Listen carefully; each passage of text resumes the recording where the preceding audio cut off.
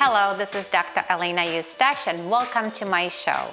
Today I'm very proud to introduce you to an actress and producer, Shirley Brener. I met someone who's pretty okay. Hi, it's me. It's good to hear your voice. What are you doing? Charlotte tells me that you're an independent contractor. That's right. Works contracting. You're not busy, are you? No, just tying up some loose ends.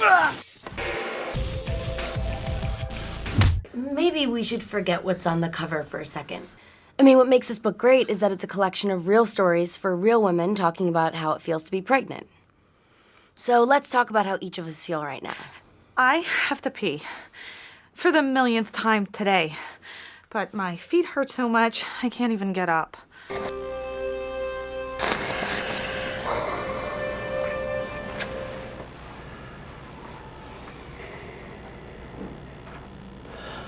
Does this hurt? Yeah, a little bit.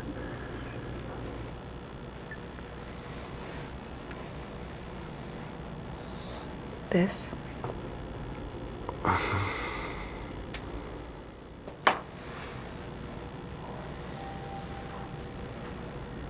Here?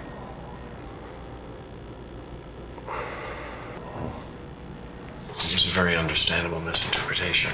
Your husband has a new secretary, and he has been spending time with her after office hours, but he was not. He was beating her up? Her boyfriend was. Your husband found out, rented her a hotel room, someplace she could go to be safe.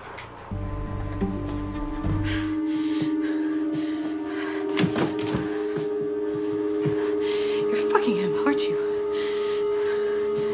Answer me, you little whore. You're fucking Jimmy!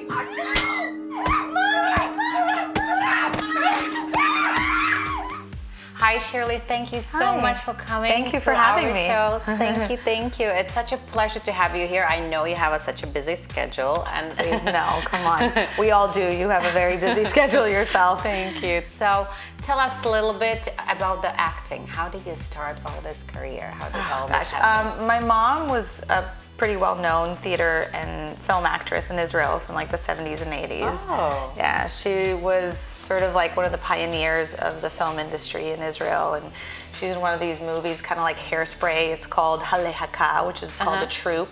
It's about a military troop that go and entertain the troops. And I think every kid in Israel has watched it like over 150 times. It's one of those cult movies. So, you know, I grew up going with my mom to all these plays and watching her, and I would sit there and like look at the stage and like I would say the words, you know, and I was like, oh, I want to do that. Wonderful. So who was one of the most exciting person that you worked with on a set? Look, I mean, I really appreciate actors and directors. I mean, I've never like worked with a famous actor and said, oh my God, I'm working with some famous actor, because I don't see it as that. I really feel like these people are colleagues, and I never looked at it like that. I mean, it was definitely an epic moment when, you know, I worked with De Niro and Pacino. It was like seriously like icons of cinematic history. How can I help you, gentlemen? I'd like to talk to you about your boss. You know anybody who'd want to kill him? Me? Anyone else? A lot of people. Why? He's dead? Lick my balls anytime. What? When I got that job, I wasn't nervous at all. And then every person that I knew was like, oh my God, you're going to work with De Niro and Pacino, you know? And I was like, so by the time I got to the set, I was like, oh. I wasn't nervous, but all these people put this thing in my head that I'm like, they're legends, you know? Pacino was telling me about this Israeli girl that he was hot for. And then De Niro was sending me to get him peanuts from the, you know?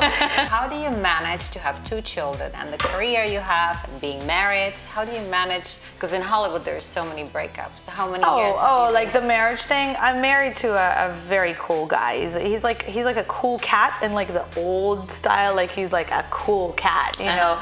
He's a New Yorker. He's from Long Island. He's a very strong guy. He's a very strong alpha male. He's very confident, and he's lived a crazy and amazing and interesting life, you know. He used to run Mickey Rourke's production company back in the day of like Diner and 9.5 Weeks, and traveled all over the world with him. and he's been in the business for a long time. He's, you know, producing and writing and, you know, artist. Exactly, he's an artist. He's really amazing, abstract expressionist painter, assemblage artist, sort of like Rauschenberg, Tapies, a little bit pop art from the whole like sort of like Jackson Pollock or Basquiat movement, and gestural artist. Amazing. And well, what's your secret with him? How do you manage it to? I swear to God, there is no secret. I don't know. I'm still figuring it out, to be honest. I mean, I wake up every morning and we try. Look, we love each other, you know. And I mean, it's marriage, so it's, you know, he does get on my nerves, and I'm sure that I get on his nerves. Yeah. But he's a really good friend, and he's a great father, you know, and he doesn't interrupt with my parenting ideas. One day I come up with all these things. I'm like, look, I don't want the kids to eat any more gluten, and I don't want all this bad stuff in the house. We've always been sort of clean eating, but I was like, I want to clean out the house. Be really healthy. So he doesn't say, no, they have to eat cereal. He's like, okay, you're absolutely right. Let's do it. You know, I want to stop eating gluten too, you know. So he's not like argumentative about things that are important to me. Yeah. He could be argumentative about things that are not important to me, and that's okay. And you made a reality show together. Tell us about that. Okay, so yeah. I knew How was that experience to work with your husband and your children on camera? It's a docuseries, and it's more sort of like a documentary style film. And there's actually no crew and no camera and no special lighting, so it's all raw. And you get cameras and you shoot it yourself. So the biggest challenge was actually shooting it ourselves. How long did you do it? We did it for almost 14 months, so a year and change. Every day, yes, you have to. That's part of the requirement of the production. I mean, look, we took some days off here and there. How many episodes were they when you... There's 35 episodes in the season, and they're weekly show, and it's on 4 nights a week. So people are like addicted to it. It's like they're cracked. And how long is the episode when it runs? Every episode is half an hour, and every episode centers around 3 different characters. So it's 5 lives of 5 different characters, and they like are juxtaposed. No, but we never meet. So the other characters, they just cut the episodes. They're thematic. Oh, okay. So maybe one episode is about a work challenge that people faced, or one episode is about family or whatever it is. Really, so how did the reality show make your relationship stronger, or how did it was tough. I mean, it was tough. Look, if we didn't get a divorce over the kitchen, because when we remodeled our house, I swear to God, we had so many arguments on which color to make the Caesar stone on the countertop. I mean, it was like this gray or this gray or this gray, and I mean, it was like, if we didn't get a divorce over the kitchen, which a lot of couples end up divorcing over, you know, remodeling their kitchen. Then you make it. No, I'm kidding, but you know, it was definitely challenging. But I think in the process we helped each other, and that's the one thing about me and Bruce is like I said, it's a 50-50 partnership. Usually. How do you feel about the couples in Hollywood that are getting so much divorce, like Gwyneth Paltrow, Gwen Stefani, now Jennifer Gardner? What do you think that is happening with these strong, you know, successful women with their marriages? I feel bad because they seem like really lovely people, and the husbands seem really lovely too. I don't think that Hollywood there's more divorce than anywhere else in the world. I just think we see it in this fishbowl because we're watching it, you know. But if you go up and down your neighborhood or your building, you'll find, you know, I don't know what the statistic is, 1 out of 3 or 1 out of 5 couples end up in divorce. And I don't necessarily think that a successful relationship is if you both reach the age of 88 together, you know. Like, you could have a successful relationship for 10 years, and maybe after 10 years, it's not the right thing anymore. It doesn't take away the 10 great years that you were successful at it, you know? So sort of like putting it in that box and saying, okay, the only way that a couple has made it is if they live to their 90s together, and that's a successful couple. No. Lifestyle. If there would be 3 things that you don't understand about men, you can ask me. How could they be wearing the same pair of pants for like 7 days straight without washing them, without ironing them, and they don't think it's disgusting or ugly or horrible? Because men are meant to hunt and be in the nature and be wild, and they don't care about those things. When they focus on something, they really don't care about the presence. It's in their nature. Got it. Okay. Why do they have to watch like thousands of hours a year of like, if it's not football, it's soccer. If it's not soccer, it's NBA. If it's not that, my husband even listens on the radio to golf. Yes, because that's golf on the radio. Yeah, men like to compete. It's part of their nature. It's masculine. So any sport that they are watching, it's competition. It's like for us getting massage. So they love to watch competition because being masculine is competing all their life. So it relaxes them. Okay, I get it. And why is it that they can't remember anything that you tell them?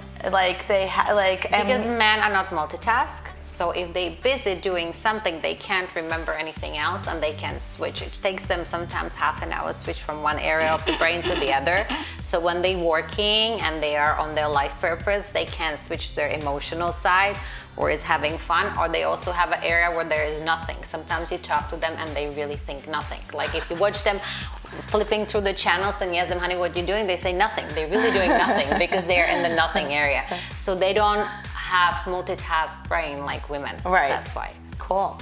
Tell us what's next for Shirley Brener in 2015 and going towards future. So I just brought an Israeli format, Israeli show called House of Wishes, and we set it up at HBO with Doug Ellen, who is the executive producer, creator of Entourage. So he's our main producing partner, and CBS is the studio that's producing it. So we're currently working on making the American pilot, the American version of it. It's really exciting for me. The creator, his name is Chaim Buzaglo. He's a very, very dear friend of mine, and a very prolific Israeli creator. So is it a comedy or? No.